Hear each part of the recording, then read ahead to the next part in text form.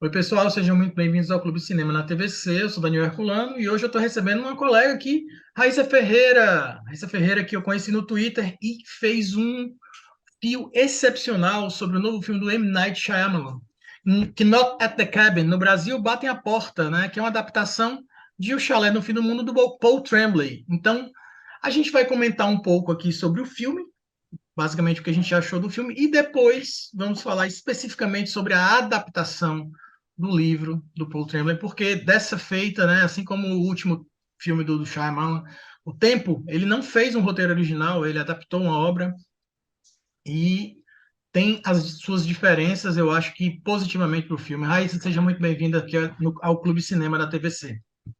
Obrigada pelo convite, Daniel. É um prazer estar aqui. Vamos lá falar sobre esse filme maravilhoso que eu adorei.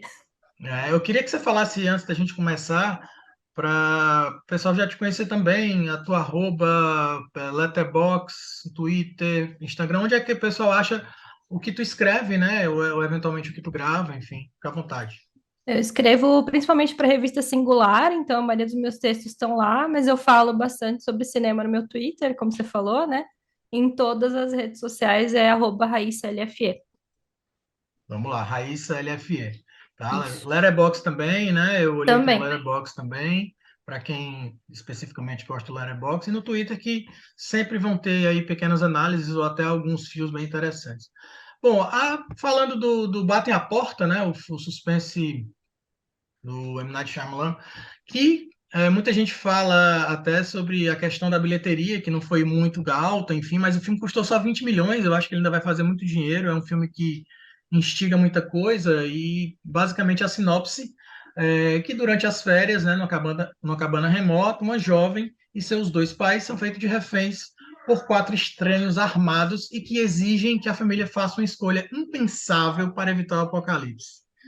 Nesse abre aí, digamos assim, né? Isso a gente já percebe que o diretor e roteirista, o Shyamalan, vai ter muito material aí para brincar com a tensão, que é coisa que ele sempre gosta de fazer, né? Sim. E acho que a tensão da primeira sequência é absurda. Já começa de um jeito extremamente tenso. O Dave Bautista tá impressionante, né? Acho que todo mundo sentiu esse começo bem, desde a abertura, né? Uma abertura bem tensa e já começa com uma sequência com a criança, né? E aquele homem chegando com uma presença. Acho que é um dos melhores começos aí dos últimos filmes do Shyamalan, com certeza. E é interessante a gente notar, né, que o Dave Bautista, né, que é um ator que veio da luta livre, enfim, veio digamos, da escola do The Rock, do John Cena e tudo, a gente percebe o quanto ele evoluiu, né, e já superou os outros dois, né, que são mais veteranos no cinema, né, no entretenimento, enfim, fez um ótimo papel no Glass Onion, né, que está na Netflix também, apesar de curto. E aqui, sem dúvida, a gente percebe que ele não precisa, digamos assim, da força monumental do corpo, né? Da expressão, digamos assim, monstruosa corporal que ele pode apresentar no filme para aplicar tensão ou, digamos assim, caminhar pela narrativa do seu personagem, né? Ele consegue nos impressionar por muitas outras coisas, né? Exato, e tem toda a dualidade, né, da gente já julgar ele pela aparência dele, né, que acontece tanto como ator como como personagem, né? Então a gente vê ele é retratado de uma forma ameaçadora e aí a gente vai conhecendo ele e interpretando de outra forma. Então eu acho que é um aproveitamento muito bom, né, que dá para ver que ele tem aí um potencial muito grande se bem trabalhado em qualquer filme, né? Então acho que é tá muito bem no papel. E o Shyamalan soube usar ele muito bem o filme inteiro. Tem um destaque muito importante aí. Acho que toda essa parte do julgamento que a gente vai ter com todos os personagens nele é muito forte, principalmente pela aparência, né? Tatuagem, força, tamanho. E ele exalta isso muito nos planos, né? Esse contraste dele, que faz com que a gente veja ele como uma figura ameaçadora, mas vai conhecendo e vai ficando em dúvida, né? Mas agora a gente vai começar a falar um pouco de adaptação, né? E eventualmente a gente pode começar a ter alguns spoilers do filme. Então a gente vai tentar pontuar como você pontuou muito bem aí, já pode puxar até do seu fio no Twitter, exatamente os pontos específicos de adaptação, né? Lembrando que Batem a Porta É uma adaptação do Chalé do Fim do Mundo. Paul Tremblay é um livro que foi vendido demais, tá? É o chamado que eles gostam de falar do best-seller, né? De suspense, mas que, digamos assim, se for comparar diretamente com o que o Shyamalan fez na tela, ele perde muito em suspense, né? Você percebe que ele tem um tom mais, digamos assim, ele vai caindo mais o suspense, né? Ele não tem pontos altos de suspense como ele conseguiu pontuar nas suas diferenças e é exatamente isso que por isso que a gente chama de adaptação, né? Muita gente fala assim, mas você não leu o livro, você não vai entender o filme. Isso não tem nada a ver. As pessoas têm que entender que o livro existe, você pode ler o livro, o filme existe, você pode esquecer o livro e ver o filme, gostando ou não, né? Então, mas vamos fazer apenas um comparativo de adaptação, né? E eu queria que você agora assumisse essa parte. Exato. Eu acho que é importante pontuar, livro é livro, filme é filme, jamais fazendo julgamento de valor entre as duas questões, assim. Eu acho que são obras diferentes que partem de uma mesma premissa, e o livro, eu acho que no começo ali dá para perceber que é uma coisa que o Shyamalan faria, mas aí até certo ponto você fala, tá, eu acho que o Shyamalan não faria isso de jeito nenhum. Para quem conhece o cinema dele, está acostumado com a narrativa dele, tem coisas ali que são que eu tinha a esperança que ele mudasse, justamente porque eu sabia que ele ia dar a cara dele. Então, eu gosto muito do livro, porque eu tenho a tendência a gostar mais de uma história mais pessimista, né? E ele tem esse. Ele é uma parada muito mais de uma violência gratuita, de deixar muito mais dúvidas do que respostas não tem nenhuma, basicamente.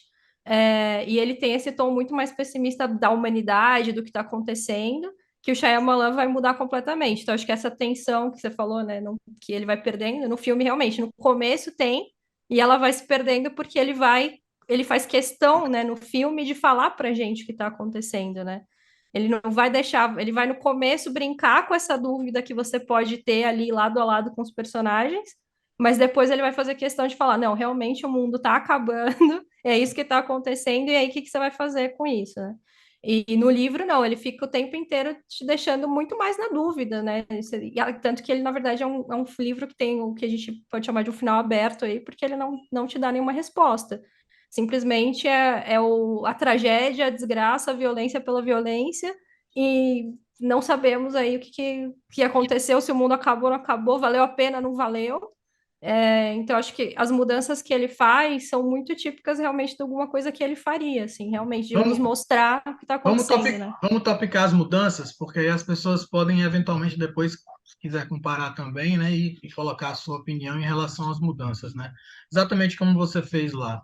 Qual é o Uhum. primeiro tópico que você puxaria da adaptação? Acho que essa questão da dúvida, né, pelo Shyamalan falar que o mundo está acabando, e no livro ele nunca disse se realmente está acabando ou não. Acho que esse é o primeiro ponto central, assim, que é a chave mestra, assim, das duas narrativas. Podemos falar É, também da personagem da Wen. da Wen, né?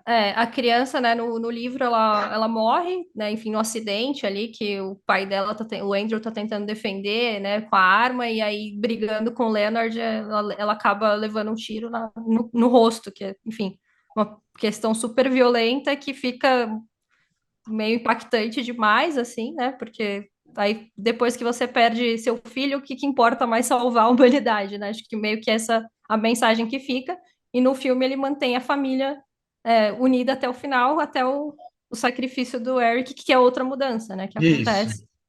Que aí no filme o Eric acaba se sacrificando, né, pelas mãos do Andrew, enfim.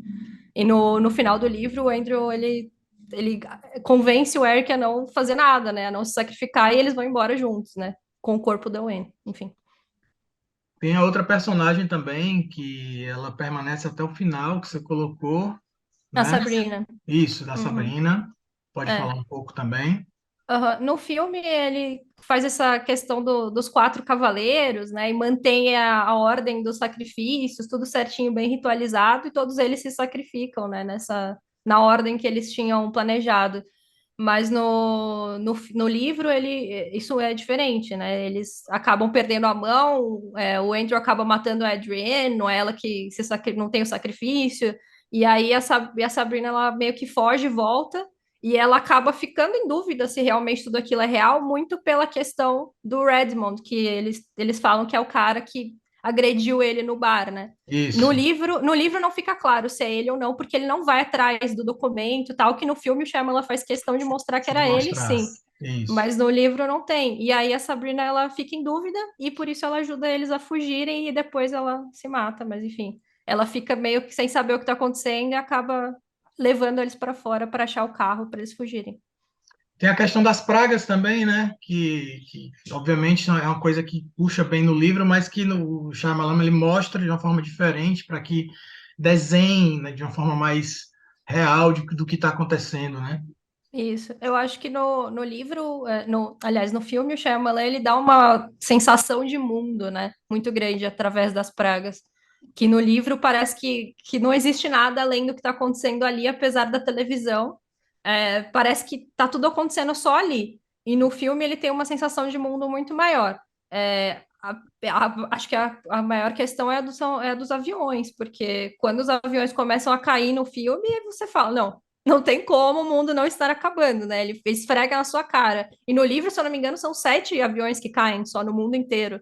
Que, enfim, já seria uma catástrofe se a gente for parar para pensar logicamente. Mas no filme são 700 aviões que caem e não param de cair, né? Então é uma tragédia muito maior. A doença também é inventada, porque no livro é a gripe aviária, se eu não me engano. É uma doença que, enfim, aconteceu real.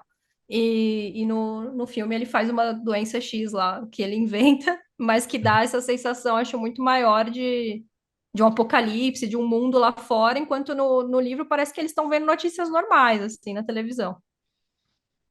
Voltamos a um pouco ao David Bautista, né? Quando você ressalta o papel de liderança dele, enfim, que a gente pode falar um pouco sobre isso também, do papel do que é o Leonard, né? Que seria, Uhum. para mim, é o protagonista do filme, né? Apesar da gente ter o, digamos, a família, né? O casal ali, enfim, mas para mim é o centro do filme. Você acha que É. ele seria também o protagonista do livro? Eu acho que não, eu acho que ele tem um papel importante, mas eu acho que no filme o Shyamalan fez muito mais questão de ressaltar ele, dar esse, né, um destaque especial, assim, que no livro ele é importante, ele é o líder, mas ele acaba morrendo antes, ele não tem essa. Eles não chegam até essa catarse de tipo, putz, tá acontecendo mesmo, né? Que nem tem no filme. Então ele fica sempre meio como talvez um vilão, né? Uhum. No livro, que a gente não sabe. Ele parece ser uma pessoa legal, ele cria uma conexão maior com a Gwen, porque ele Bom, fica é. mais tempo conversando com ela no livro e tudo mais. Ele se apega mais com ela, ele fica muito mal quando ela morre. Mas eu acho que fica meio aquele negócio, talvez ele só seja um maluco. Ao tempo inteiro no livro você fica, talvez ele seja um lunático, né? Um cara, um líder de seita, sei lá, alguma coisa do tipo. Que no filme acho que dá muito mais humanidade para ele, traz ele um destaque muito maior, assim, que no filme, né, tem muito mais isso do que no livro. Então eu acho que não, acho que no livro ele é um personagem como os outros, que vários têm destaque, né? O livro trabalha por ponto de vista, na real, né? Os capítulos. E a Sabrina tem até um ponto de vista dela importante, tem um destaque importante que, então, tipo, acho que esse protagonismo é mais dividido. E no filme o Leonard realmente tem um destaque muito maior. Maravilha. Vamos falar agora da relação bíblica, né? Que você ressaltou aqui, que é sutil no livro, né? Mas o diretor ele coloca isso bem claro na tela quando ele já apresenta 4 cavaleiros do Apocalipse. Isso aí já de cara a gente já remete, né, à Bíblia. O jeito que eles falam também, né? A humanidade, uma parte da humanidade foi julgada, né? Toda vez que eles vão fazer um sacrifício no filme, tem uma parada assim, né? Tem toda uma questão das pragas, os gafanhotos, né? Tudo isso Uhum. é muito. Tem esses pequenos detalhes que ele vai juntando, né? E que a gente já sabe que o Shyamalan tem essa questão com a fé muito grande, né? Mas eu acho curioso que só no livro eles realmente falam a palavra Deus, né? Porque no filme não tem é tudo sugerido, né? Em muitos pontos ali, do jeito que eles agem, as coisas que eles falam e tudo mais. Tem a parada da crença do Eric, que é igual, né, nos dois. Mas só no livro realmente tem essa pergunta, né? Quem tá fazendo você fazer isso? E aí o Leonard fala, Deus. Mas que Deus? Ele fala, o Deus que a gente tem. Então ele não fala qual é o Deus, né? Se é um Deus que não tem essa relação tão forte com a referência bíblica, que eu acho que no filme tem muito mais. Principalmente porque ele faz questão de falar, né? Com todas as palavras. Eles são os 4 cavaleiros, né? eu acho que é muito mais explicado nesse ponto que no livro fica desse jeito que eu acho que é justamente para a gente não entender, não saber se é real ou não, né? Então a gente nem sabe qual é a crença deles, pode ser qualquer coisa, eles não acreditam em nada, né? Pode ser o Deus Sapo, pode ser o Deus. Pode ser qualquer religião, né? É. Ou pode ser nenhuma, né? Pode ser só uma doideira na cabeça deles. Bom, a questão da sensação de injustiça que você fala, né? Que é forte no livro e que eles dão uma dissipada no filme também.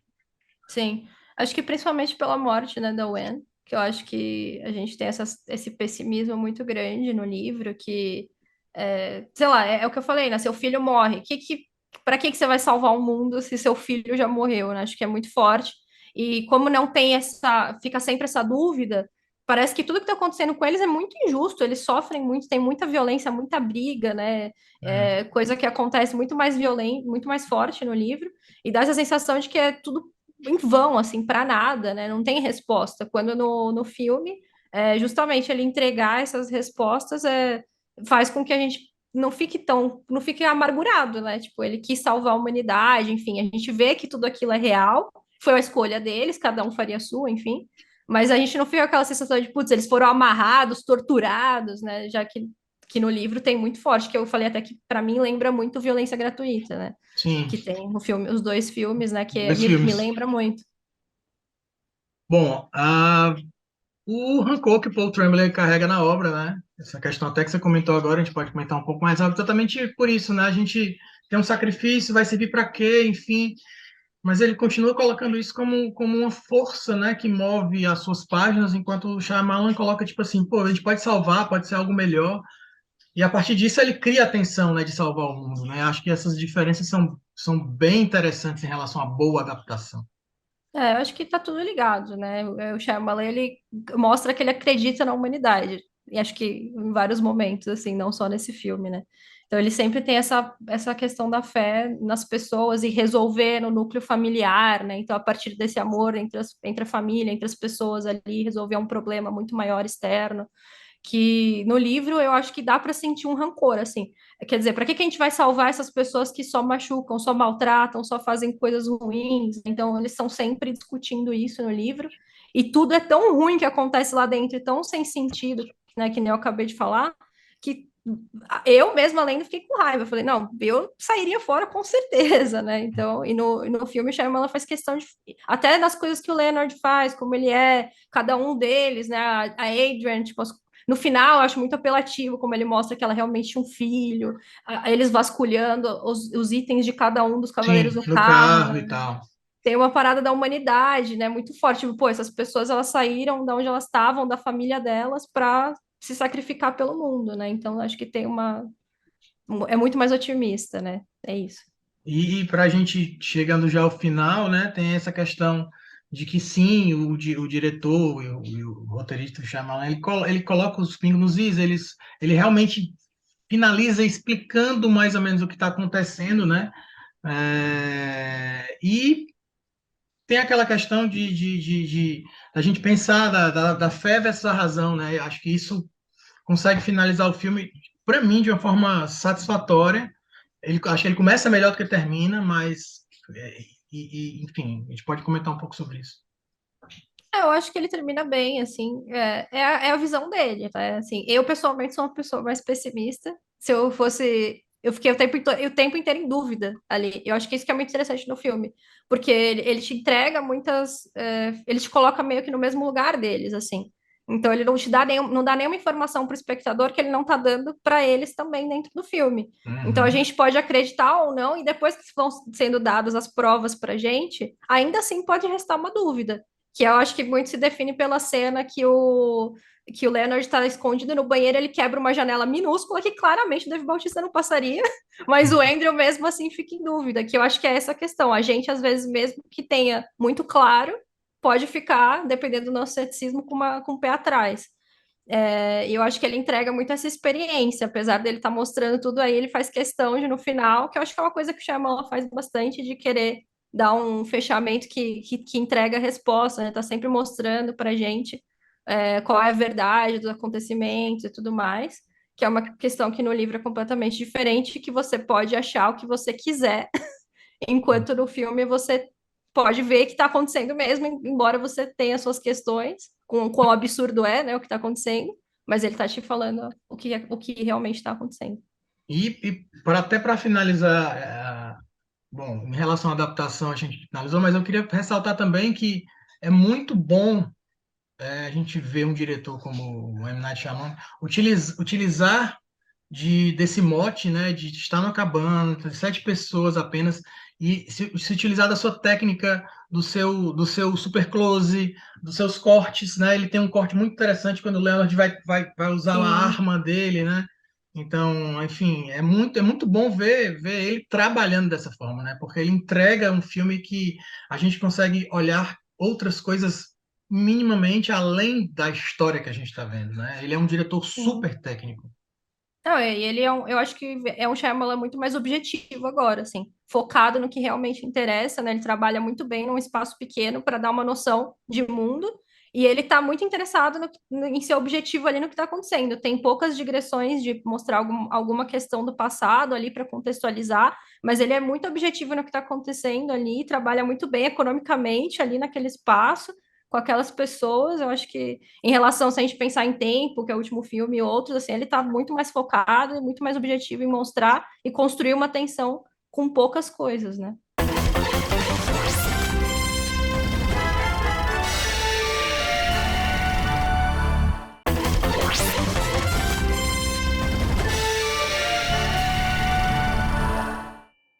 Isso, só lembrando que Batem a Porta, o filme que a gente está falando, né, está em cartaz nos cinemas, que Not at the Cabin, né, a adaptação do Chalé no Fim do Mundo, que a gente comentou aqui as suas diferenças, do escritor Paul Tremblay.